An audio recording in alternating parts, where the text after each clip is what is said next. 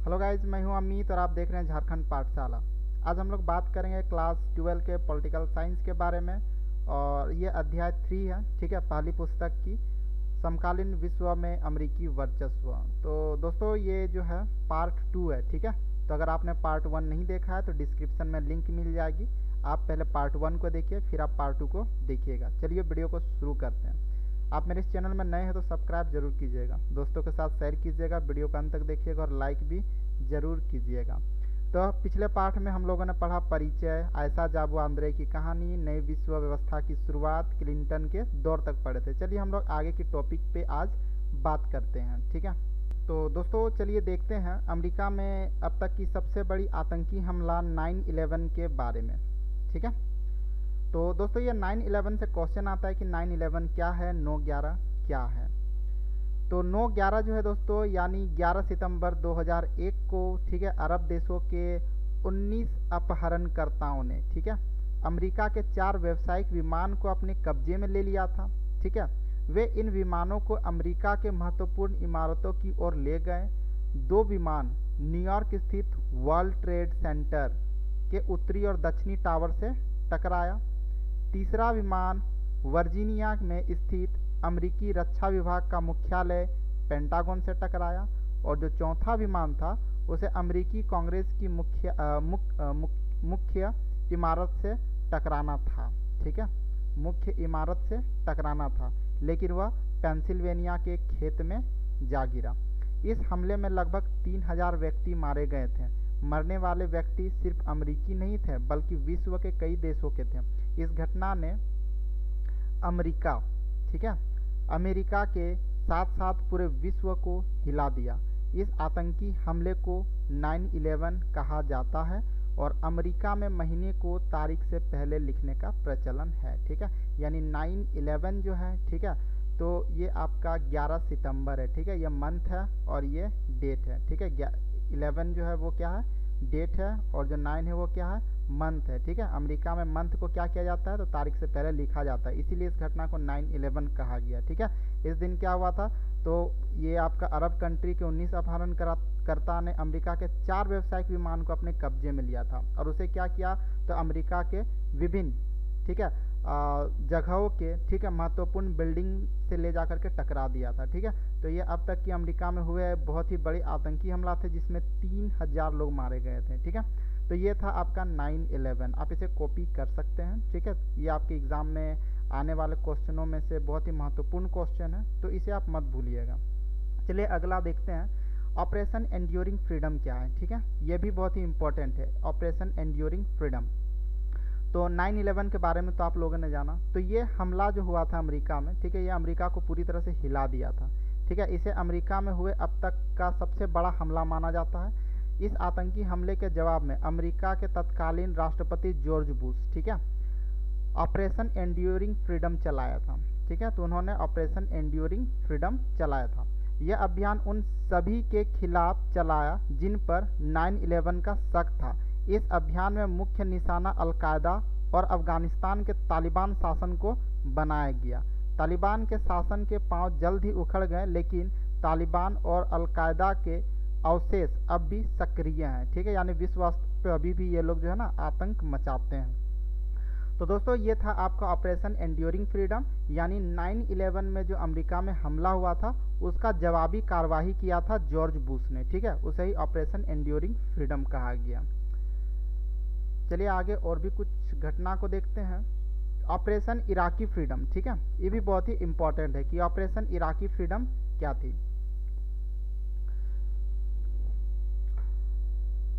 तो दोस्तों एक बार तो अमेरिका ने इराक पर हमला किया था 1990 में, है ना, और ये आपका प्रथम खाड़ी युद्ध था।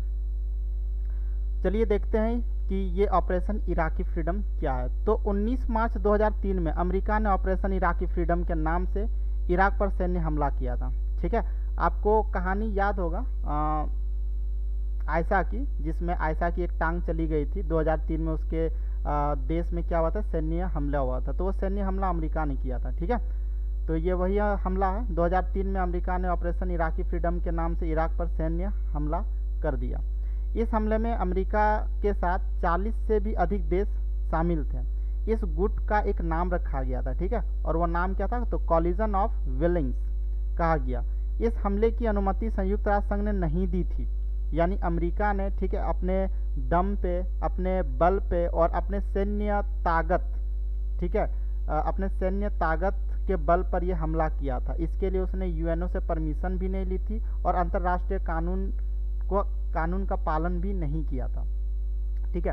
तो अमेरिका ने इस हमले को सही साबित करने के लिए इराक पर यह इल्ज़ाम लगाया, ठीक है, कि यहाँ पर वेपन्स ऑफ मास डिस्ट्रक्शन, ठीक है, इस तरह के हथियार का यहाँ पर निर्माण किया जा रहा है, ठीक है, जिससे कि क्या होगा ना, आने वाले समय में, ठीक है, बहुत ही नुकसानदायक साबित होगा।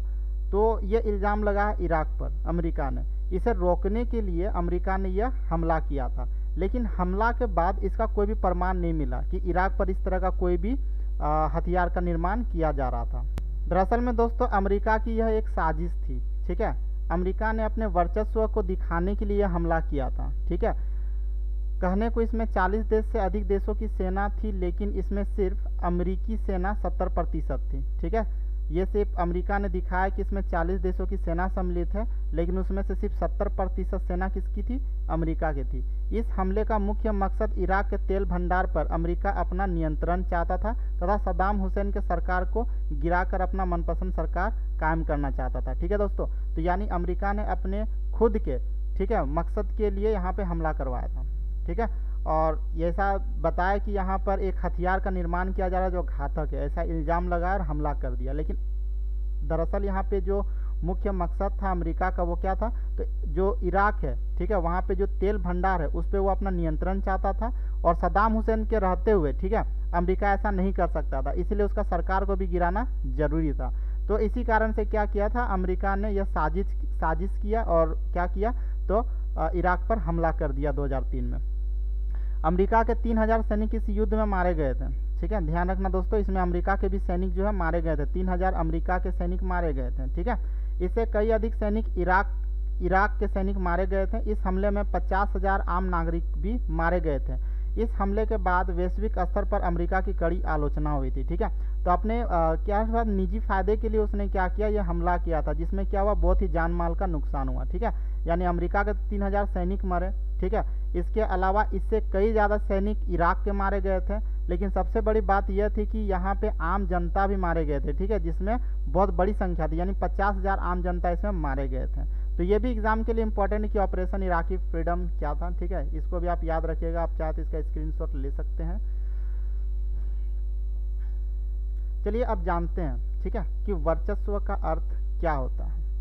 तो यहाँ पे अगर हम लोग देखें तो वर्चस्व का संबंध शक्ति से होता है, जाहिर सी बात है, जिसका शक्ति है उसी का वर्चस्व कायम भी होता है। जैसे हम लोग देखें कि अमेरिका विश्व में अपना मनमानी कर रहा था, ठीक है, तो इसके पीछे कारण क्या था, तो अमेरिका के पास एक बहुत बड़ी शक्ति का होना, ठीक है।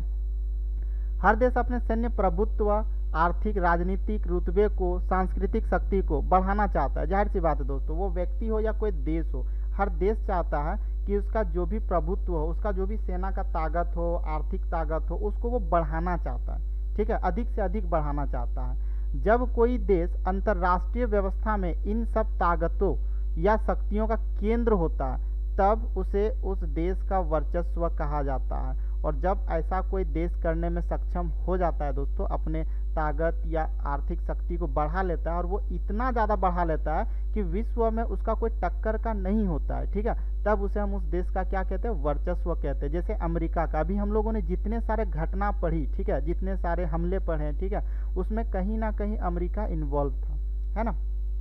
तो यहाँ पर क्या है कि पूरे विश्व में उसका वर्चस्व स्थापित हो चुका था। वर्चस्व के लिए हेगमनी, ठीक है, हेगेमनी शब्द का इस्तेमाल होता है, जिसकी उत्पत्ति यूनानी भाषा से हुई है। इस शब्द से किसी एक राज्य के नेतृत्व या प्रभुत्व का बोध होता है, यानी विश्व में जो एक देश शासन करता है, ठीक है, उसे उस देश का वर्चस्व कहा जाता है, ठीक है। चलिए अब वर्चस्व का हम लोग विभिन्न अर्थों में इसका मतलब देखते हैं, ठीक है। बात करते हैं हम लोग वर्चस्व का सैन्य शक्ति के अर्थ में क्या होता है। वर्चस्व का मतलब सैन्य शक्ति के अर्थ में क्या होता है। राजस्व का सबसे बड़ा कारण उसकी अत्यधिक आधुनिक सैन्य शक्ति होती है, ठीक है। यानी अगर हम लोग बात करते हैं राजस्व का, सबसे बड़ा जो कारण होता है, ठीक है, उसकी अत्यधिक आधुनिक सैन्य शक्ति होती है। जैसे कि अगर हम लोग देखें कि अमेरिका के पास अगर बहुत ज़्यादा इनकम है तो उसका कारण क्या है, तो उसकी आधुनिक सैन्य शक्ति है। ठीक है, हम लोग क्या करते हैं, हम ही लोग नहीं, भारत ही नहीं बल्कि विश्व के बहुत सारे देश, ठीक है, अमेरिका से हथियार खरीदते हैं। क्यों? क्योंकि उसके पास जो है वो आधुनिक तकनीक वाले सैन्य है, सैन्य तकनीक है, ठीक है, बहुत सारे हथियार हैं, ठीक है।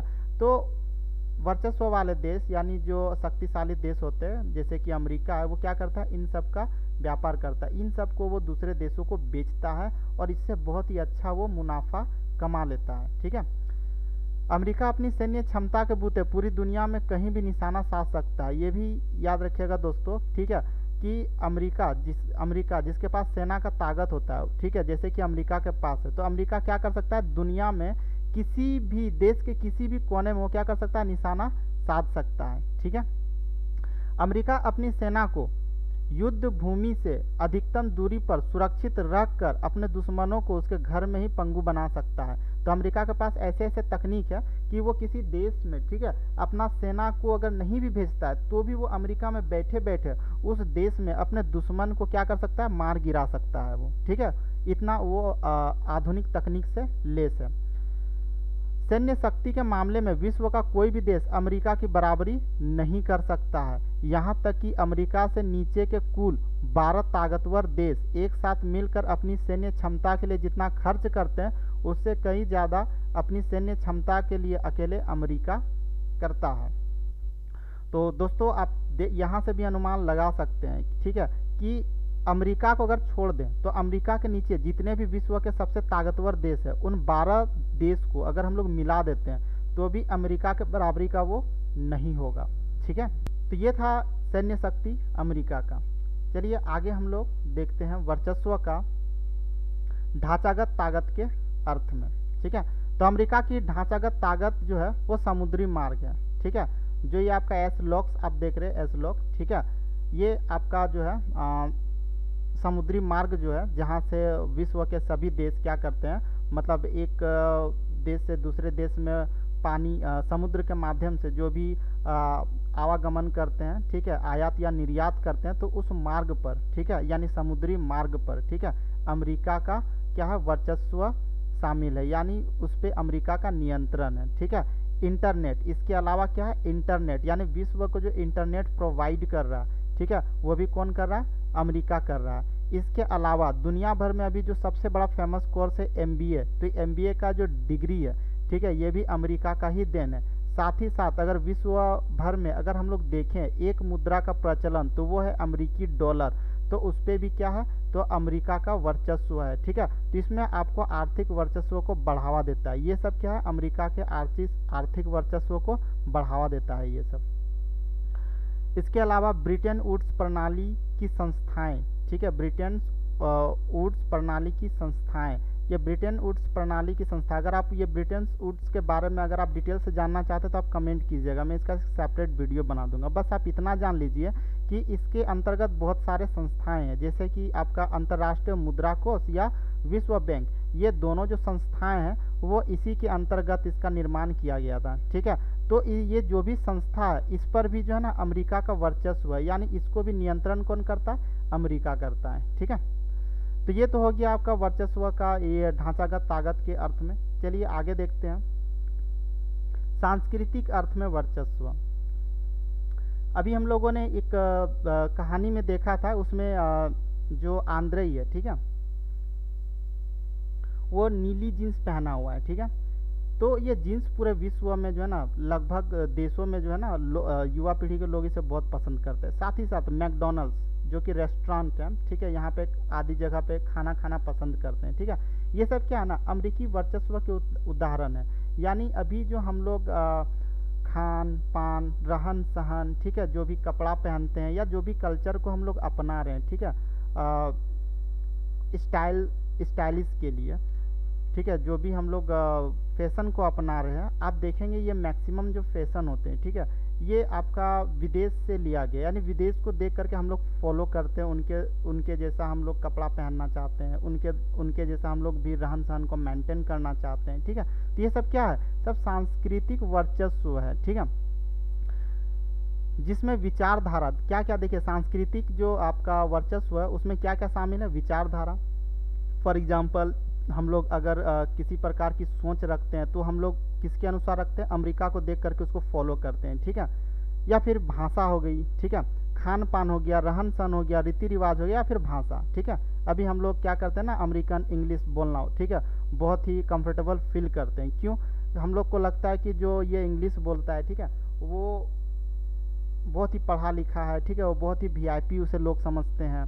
तो ये सब क्या है ना कि ये सब सांस्कृतिक वर्चस्व है जिसे अभी पूरे विश्व क्या कर रहा है, अपना रहा है। ठीक है, और इसी से अमेरिका का वर्चस्व कायम हो रहा है। और ये जो सांस्कृतिक वर्चस्व है, ठीक है, इसके अंतर्गत जोर जबरदस्ती से नहीं बल्कि रजामंदी से मनाई जाती है। यानी हम लोग अमेरिकी वर्चस्व का शिकार तो हो रहे हैं, और इसके लिए अमेरिका हम लोगों को कोई जोर जबरदस्ती भी नहीं कर रही है, बल्कि हम लोग खुद से क्या कर रहे हैं, उसके रीति रिवाज को अपना रहे हैं। यही है सांस्कृतिक वर्चस्व का अर्थ। ठीक है, देखिए अमेरिकी वर्चस्व को, अब मुझे वीडियो को थोड़ा जल्दी जल्दी यहाँ पे बताना पड़ेगा दोस्तों, क्योंकि वीडियो काफ़ी लंबा हो रहा है। ठीक है, तो यहाँ पे वर्चस्व देखते हैं, अमेरिका वर्चस्व के रास्ते में कौन कौन से अवरोध हैं। ठीक है, सबसे पहले तो देखिए दोस्तों, जो पहला अवरोध है अमेरिकी वर्चस्व के रास्ते, जो रुकावट बन रही है वो क्या है, तो अमेरिका की संस्थागत बनावट, जिसमें सरकार के तीनों अंग, ठीक है, चाहे वो व्यवस्थापिका हो, कार्यपालिका और न्यायपालिका, ये एक दूसरे के ऊपर नियंत्रित रखते हुए स्वतंत्रता पूर्वक कार्य करते हैं। ठीक है, यानी हम लोग अगर देखें तो हम लोग का व्यवस्थापिका और कार्यपालिका ये एक दूसरे को नियंत्रित करते हुए भले ही यहाँ पे शासन करते हैं, लेकिन भारत में न्यायपालिका क्या स्वतंत्र है,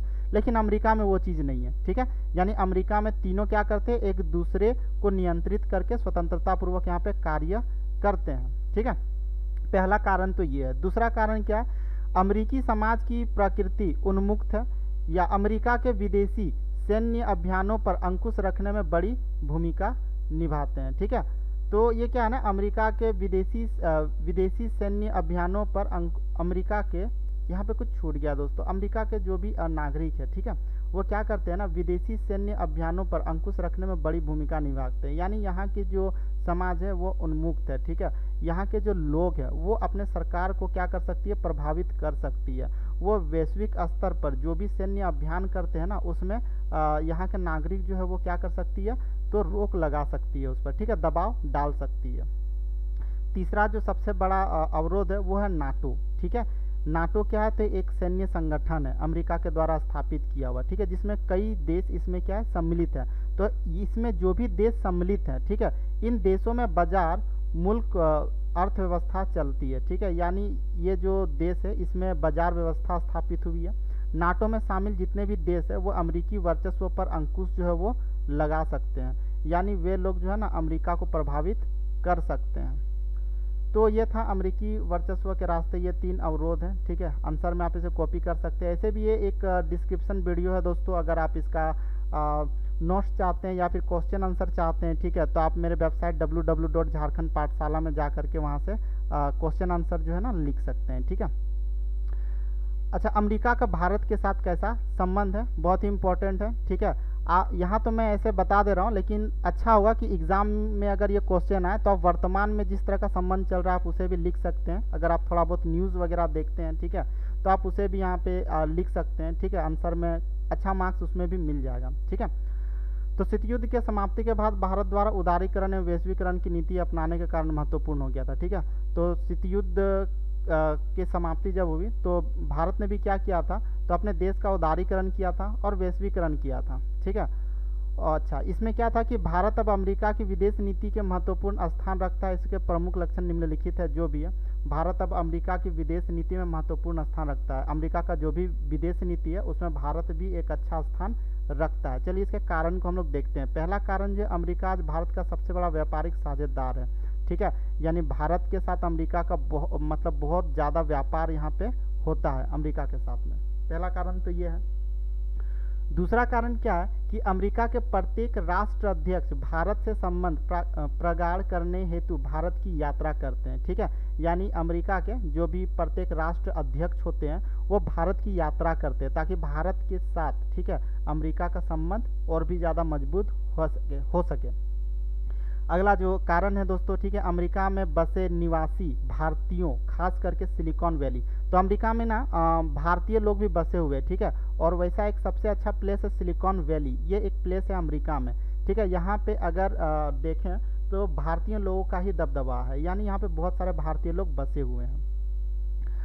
अगला है बराक ओबामा, ठीक है, 2015 की भारत यात्रा, ठीक है, यानी बराक ओबामा जो कि अमेरिका के राष्ट्रपति थे, 2015 में भारत की यात्रा की थी, और इसके दौरान रक्षा सौदों से संबंधित समझौता का नवीकरण किया गया था। कई क्षेत्रों में भारत को ऋण प्रदान करने की घोषणा भी की थी। अगला है वर्तमान राष्ट्रपति, ठीक है, जो कि डोनाल्ड ट्रंप है। क्वेश्चन ये आता है कि वर्तमान राष्ट्रपति कौन है, ठीक है, अमेरिका के, ये डोनाल्ड ट्रंप है। इसके बाद भी एग्ज़ाम तक आते आते ये चेंज भी हो सकता है, तो ये सब को आप थोड़ा ध्यान दीजिएगा, ठीक है, कि अमेरिका के राष्ट्रपति के बारे में एग्जाम में 1 नंबर का क्वेश्चन आता है, ठीक है। तो वर्तमान अमेरिकी राष्ट्रपति डोनाल्ड ट्रंप आउटसोर्सिंग संबंधी नीति से भारत व्यापारिक हित बहुत ही ज़्यादा प्रभावित होगी, ऐसा अनुमान लगाया गया था, ठीक है, कि यहाँ पर आउटसोर्सिंग संबंधी बहुत सारे नीति ला रहे हैं डोनाल्ड ट्रंप, ठीक है, और इससे क्या होगा, भारत को बहुत ज़्यादा फायदा होगा। तो ये तो था भारत और अमेरिका का संबंध।